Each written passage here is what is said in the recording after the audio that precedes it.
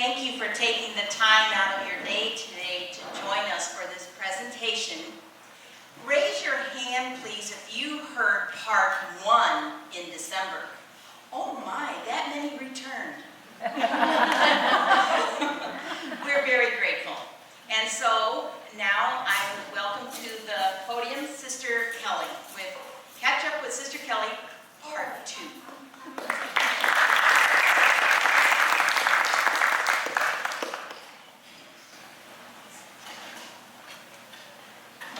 It occurs to me as we are present here with this butterfly behind me that as I speak of the journey that I began last August, we have many of our sisters beginning a very unique journey themselves. And so I'd really like to take just a moment to acknowledge that journey.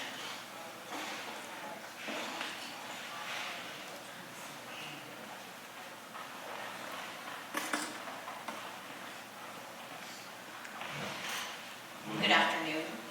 Good afternoon. Thank you for joining me for this time of sharing the many graces of my second semester at the Collaborative Dominican Novitiate in St. Louis. I must tell you though, the trouble with such graced experiences is that they're difficult to put into words. At times they leave me speechless, sometimes filled with joyful laughter, and occasionally moved to tears at the realization of how I've been changed for the better. So, as you have done since mid-August of last year, come and journey with me.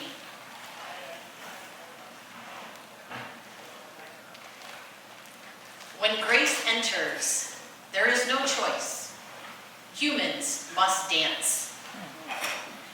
When I heard Father Anthony Gittins speak this quote on his most recent retreat with us here at the Mother House, it served as inspiration for the beginning of this tale of transformation. However, the only dance I can do is the duck dance. So I'll just sing you a song that myself and fellow novices, Kristen and Chuk, put together for the CDN board back in February that covers some of the more transformative moments of our year. I think you'll recognize the tune.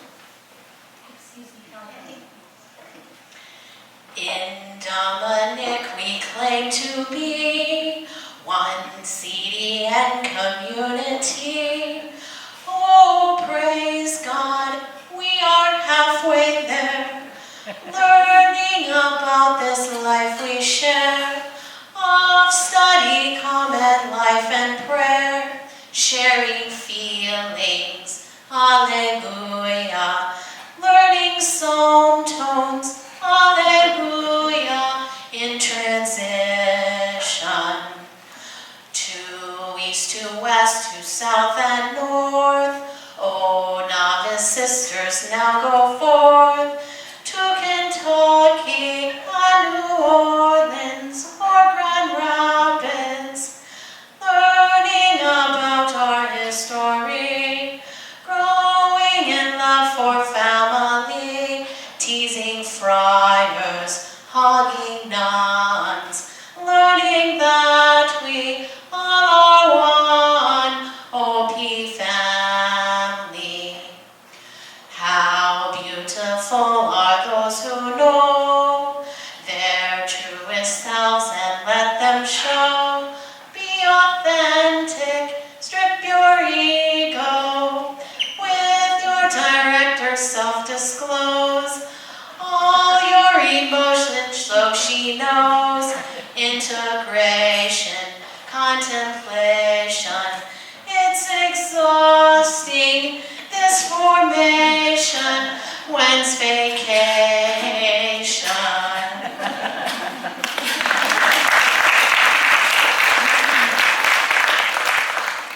All kidding aside, all this and more was experienced to allow the transformation process to evolve within each one of us. This silly song has ended, but the transformation will continue for a lifetime. I'm going to share with you some of the moments of my time at the CDN that I found to be most transformative for me.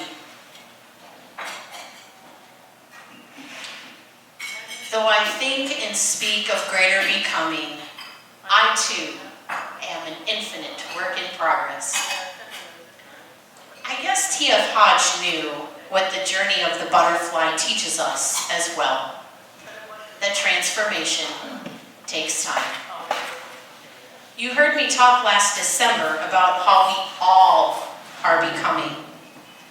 The mystery unfolded within me in many ways while at the CDN and here at home. And that includes being supported by and journeying with my fellow becomers. In a sense, my time at the CDN was like the journey of the caterpillar, in which it takes inside the chrysalis. Lest I lead you to think that we rested while we were at the CDN, it was a time of going deeper, a time to be curious, a time to form relationships, and a time to be stretched. All that with the gentle reminder to be still and let the transformative work of God evolve day by day.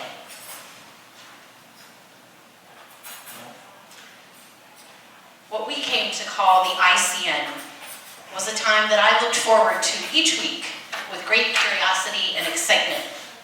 Dare I say it was my favorite part of the week. I've listed the topics that we covered for second semester. I'm going to elaborate later on some of them. For some of these topics we covered from many fronts. Self, family, and community. I'm always going to have a punny sense of humor, analytically think through my feelings, and likely get them crisscrossed in the living of the communal life. Thank you, family dynamics.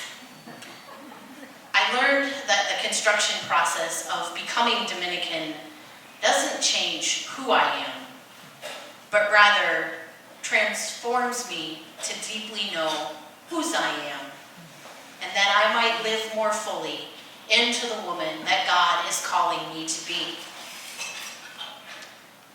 Peace, justice, and integrity of creation. Our very own Marceline Cook joined us for this session, along with our brother Jim Barnett. I was one proud Dominican that day. This session transformed my understanding of Catholic social teaching and how it is lived out in our partnership with our Dominican family in Iraq. Finally, our day on the theology of reconciliation, I learned of the dance between peace, mercy, justice, and truth. And I left this session aware of the transformative and healing potential of reconciliation in our lives as religious and in our world.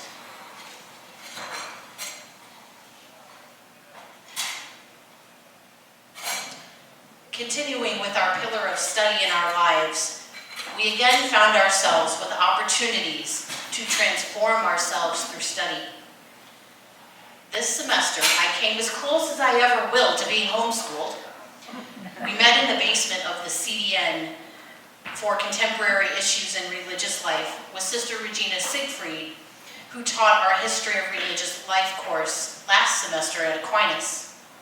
We covered topics like the apostolic visitation, the multiple generations within religious life, mergers, convergences, etc., like the Dominican Sisters of Peace have undertaken, and much more.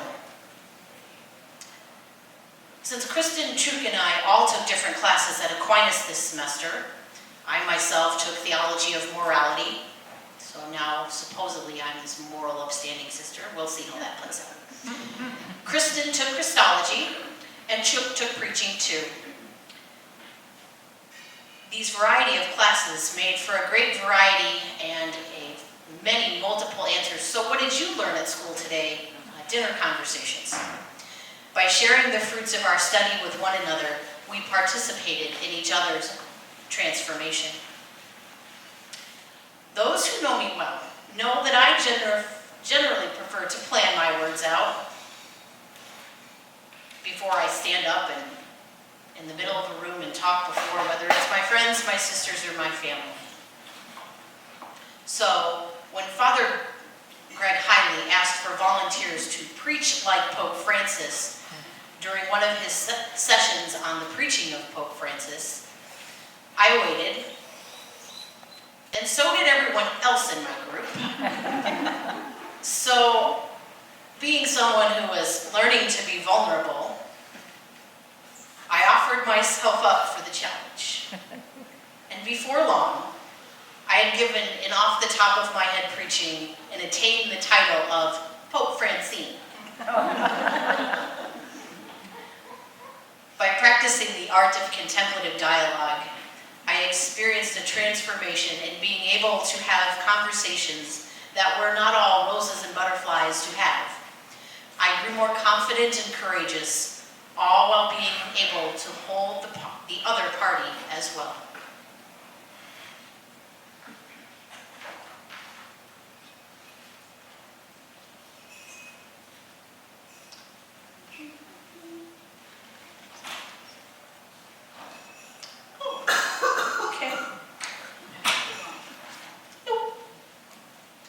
Construction, remember that. Through panel discussions, ICN sessions, classes at Aquinas, and impromptu couch conversations, we explored how these vows are and will transform our lives. Through the study of these vows, my yes transformed from a yes of following the rules to a freely chosen yes. Sister Lynn Levo taught us that our vow of chastity is really about intimacy, or rather, in, to, me, see. My thoughts on obedience moved from strict obeying to a finer art of listening to others and my own inner authority. I learned that my call to poverty is as much an inner disposition as it is about dollars and cents. I look forward to seeing how my mission experiences continue to transform my understanding of these vows and our freely chosen way of life.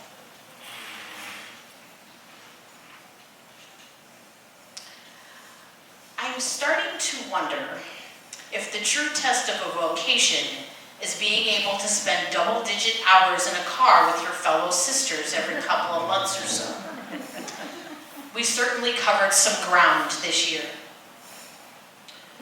You will recall that we traveled to discover our roots in St. Catharines, Kentucky last fall. For spring break this year, we were given the choice of visiting mother houses in the Northeast or going to New Orleans to help with the St. Bernard Project, which is an organization that serves those affected by Hurricane Katrina to find affordable and sustainable housing. We chose New Orleans. Much to my excitement, we were welcomed with the finest in Southern and Dominican hospitality by our sisters in Jackson. We were even given the grand tour of St. Dominic's and St. Catherine's Village. On our way home, our brothers in Memphis made sure we had a right fine time from sunup to sundown. For Holy Week and Easter, we joined the Dominican Sisters of Grand Rapids in Michigan. It was a real treat to celebrate with the sisters in the larger Grand Rapids community. They collaborate well to bring their liturgies to life.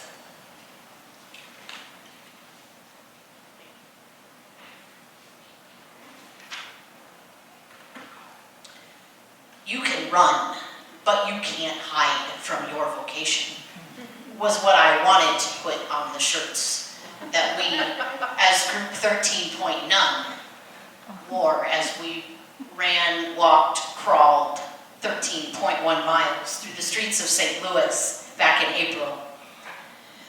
Only a bunch of crazy novices than her mom would get up to run 13.1 miles. I really just want to say a big thank you for your prayers and your support of all of us. And to my equally crazy ducks for waiting what probably seemed like an eternity for us to pass by their cheering section. Thank you. The wildly bright signs were like a sign from God that we're almost there.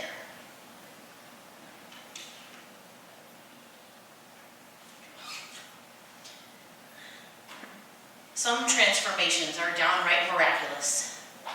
Not just one, but 2 silent retreats. Our Lenten retreat was led by Sister Ann Willits and Father Stan Drongowski. And our end of the year retreat was directed by Sister Marian Falby, a hospital sister here in town. I think my biggest transformation in experiencing retreats this year was the realization that I didn't have to try and fix anything while on retreat, but rather to be vulnerable enough to let God love me.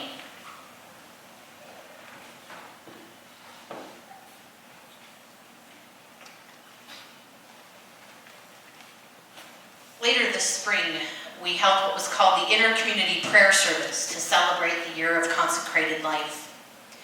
This prayer service was a great exercise in collaboration and an opportunity to celebrate together. A little bit later in the spring, we participated in the armchair lands of Dominic with our Central and Southern Province novices. I learned so much about our Dominican life. Perhaps the neatest part was actually mourning the death of Dominic. I also really enjoyed getting to know another group of the Dominican family.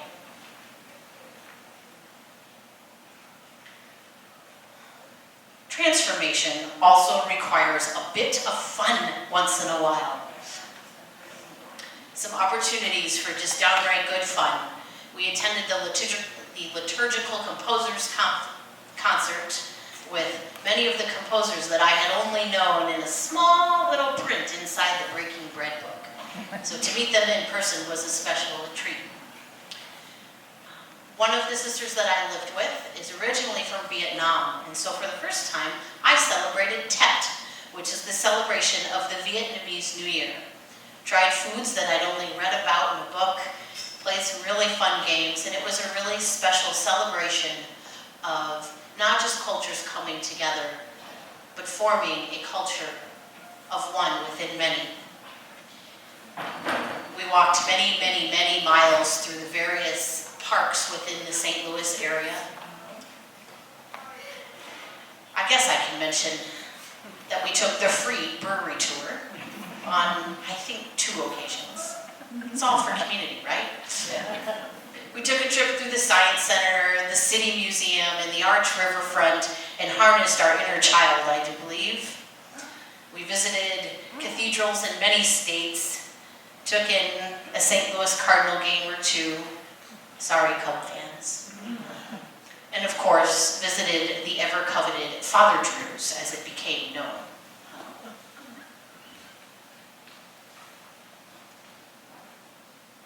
So what? This was a favorite question of Sister Regina Siegfried. At the end of each class, she would ask us, so what? What did this class really mean to us? So I'm going to tell you what all these experiences really meant to me.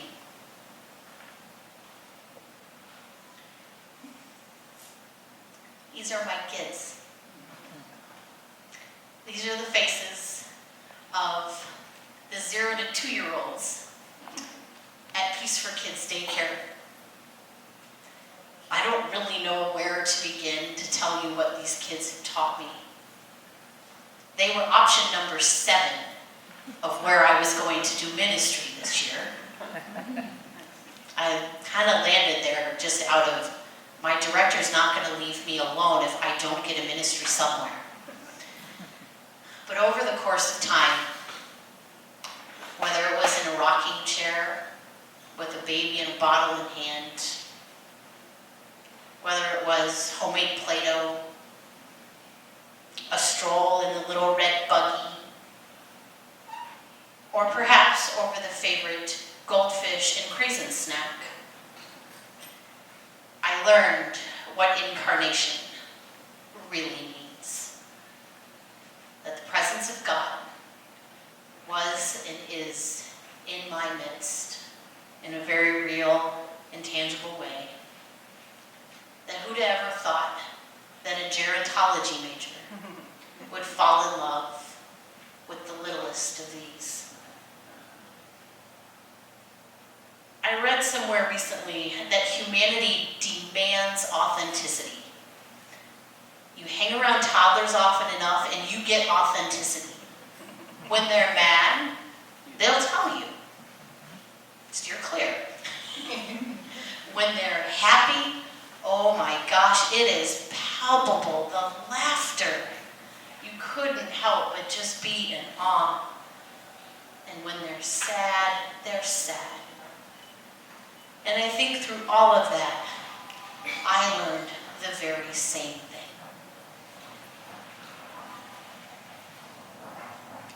This message should look familiar. It's what I attempted to preach on last August. But what I came to learn over these last months is it's one thing to stand here and proclaim those words and know that up here.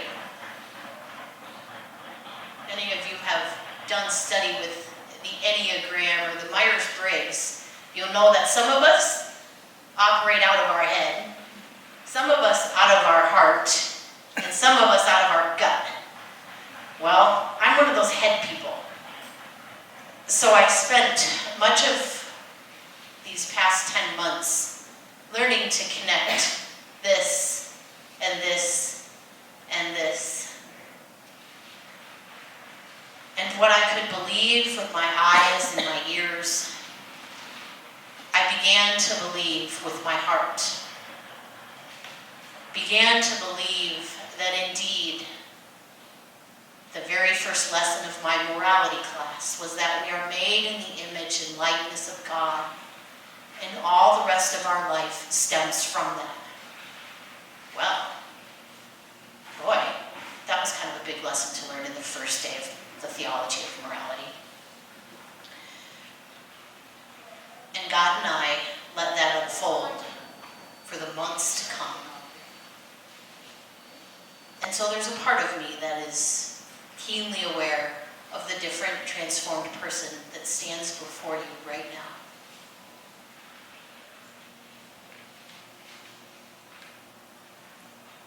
This should look familiar. As the end of our CDN year started to wind down, a pretty common conversation was, I think we're ready to go home. And it wasn't so much that we were tired of one another, or that we were ready for our own comfy bed, or that the allergies in St. Louis were really starting to bug some of us, but that we heard home calling. We'd been many places, as I've told you of. And I think part of that helped us all to realize that call that came from Springfield, from Mission San Jose, from Cincinnati, from Peace, from Grand Rapids. We all began to realize just how our communities back home and God really chose us. And that it's funny how when you travel nearly 300 miles in 10 months, you learn to hear the voice of home calling. Now what? It's a great year. Did a lot of things, met a lot of people, met God in a few places, heard a lot of stories, had a lot of people praying for us, yourselves included. Thank you. But now what? We fly. That caterpillar does out in that cocoon forever. Thank goodness that eventually, one day, it wiggles, and it wiggles, and it wiggles, and out comes that beautiful, colorful butterfly. And it flutters where it will, sees and does a lot of things. And all because it realizes that it's been changed for the better.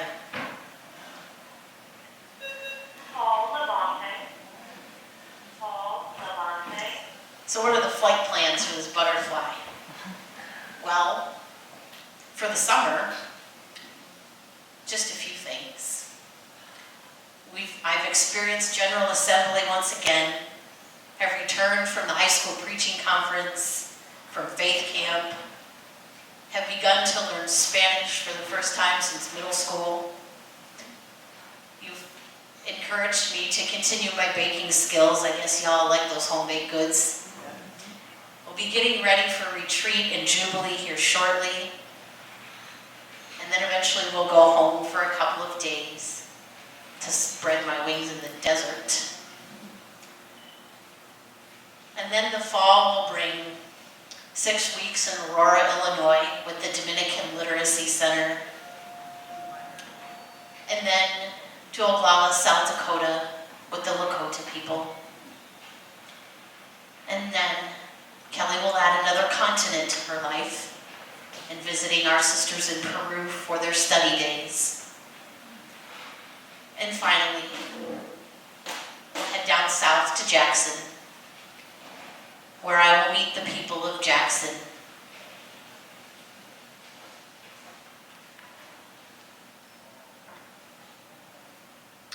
So just in case you're a visual learner, here's a visual depiction of the transformational journey of this year.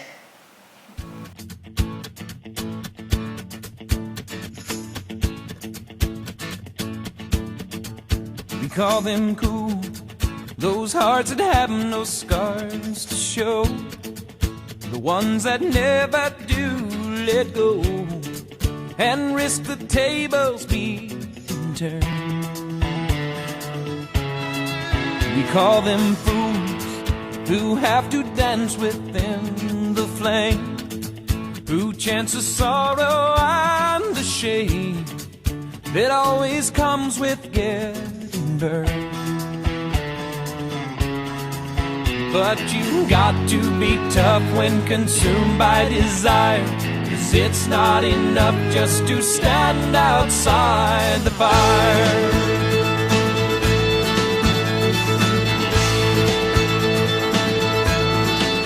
We call them strong, those who can face this world alone, who seem to get by on their own, those who will never take the fall. We call them weak, who are unable to resist the slightest chance love might exist, and for that forsake it all. They're so hell-bent on giving, walking a wire, convinced it's not living if you stand outside the fire.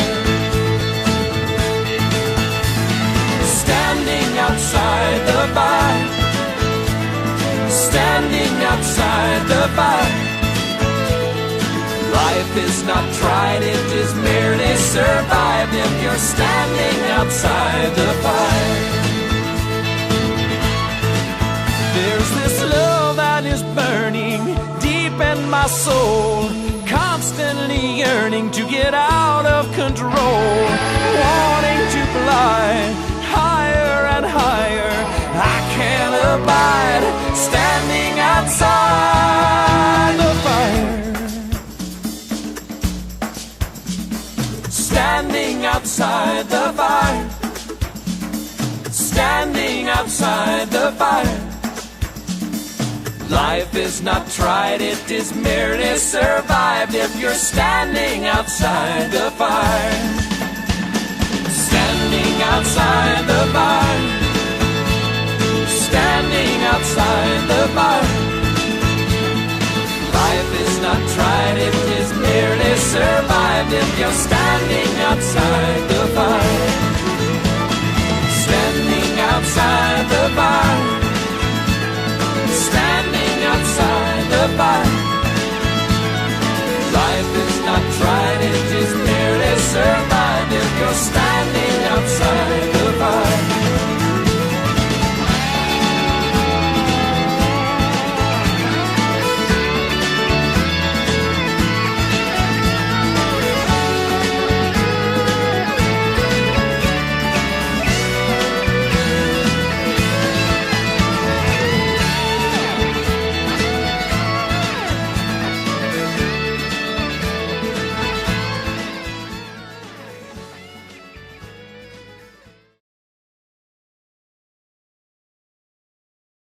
Butterfly in the middle. They asked us to pick an image that had meant something to us recently. And so I picked that and, of course, picked the part of the palette that included violet. So, and it's an image that just reminds me of the work of the butterfly, if you will, to continue to flutter through this life, and helps me to appreciate the beauty of the arts and the beauty within each and every one of us. Thank you, sister. Thank you.